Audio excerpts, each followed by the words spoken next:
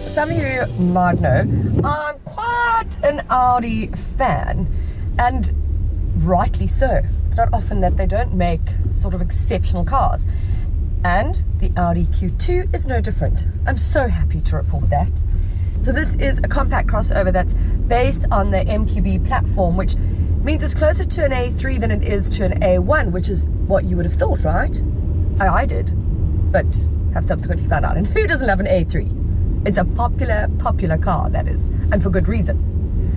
This, on the other hand, as amazing as it is rather expensive.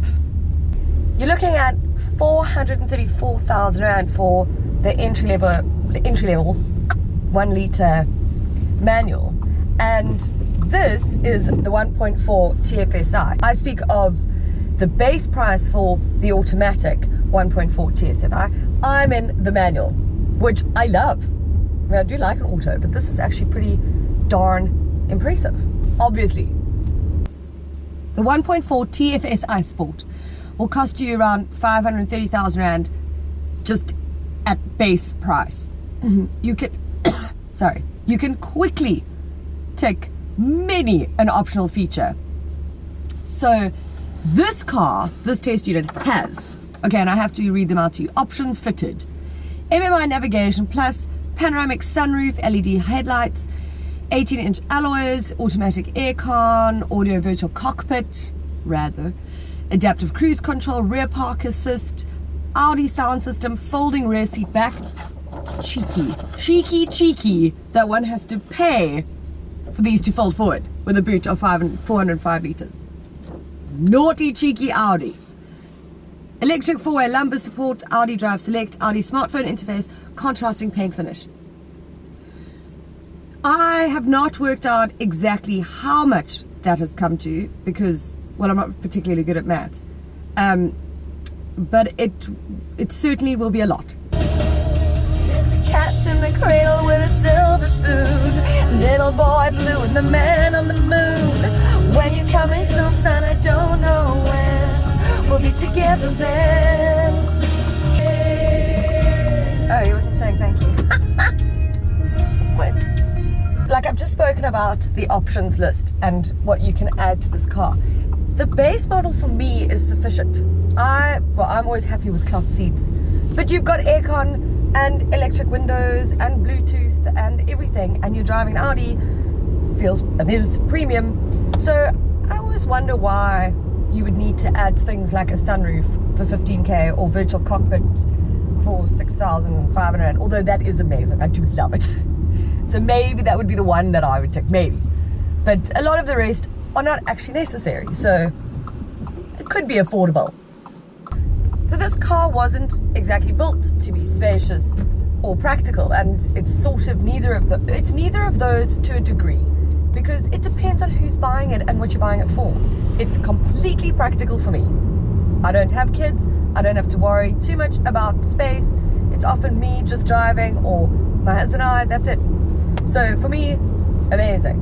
But for others, not so much, because of the space. The 405 litre boot, the rear, which people find a bit cramped. Each to their own, I say.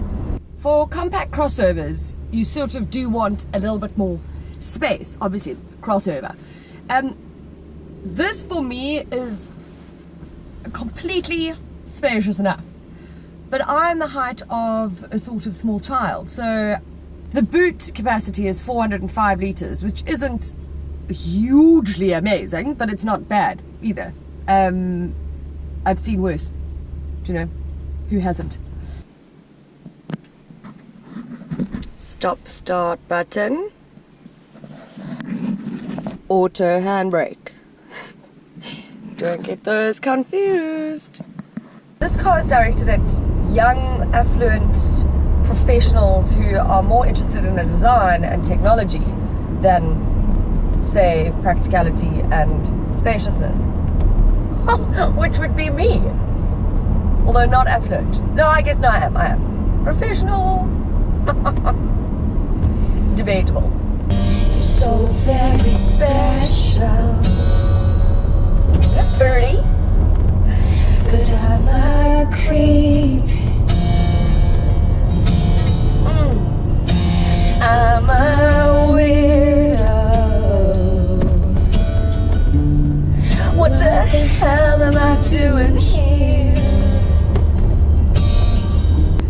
this 1.4 turbo petrol engine produces 110 kilowatts of power and 250 newton meters of torque. 'Tis sprightly, if you will. Yeah, sufficient. I keep using that word actually for this car, which I feel a bit bad about because it sounds like it's then just sufficient. Like you don't need, well, yeah, you don't need more. If you can't sort of justify the price of this, then you need to look at competitors such as Mini Countryman, or even the Volvo V40. I feel like in this price range, you might just go for the badge that you love.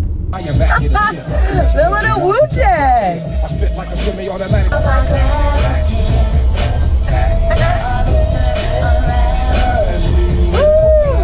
One little thing that sort of gets me, and it's maybe just ridiculous, but it's the placement of the volume button, which is here in the top left-hand corner of the console. So when, especially with the manual, whatever, whenever I'm in reverse or anything, I always have to go around the gear knob to change the volume, and I keep smashing my hand into it, forgetting that I need to go around. I feel like it needs to be on this side.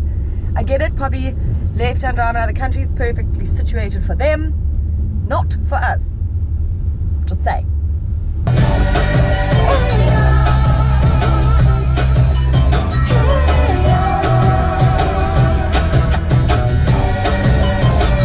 Please excuse the footage of the car this morning. It was a little bit cold and dewy, and I didn't have anything to wipe the car with. And also, guys, let's be fair, amateur video, right? I'm not can't clean the cars, whatever. And someone keyed this car yesterday. Jealous much? I'd say. Hey, birdie.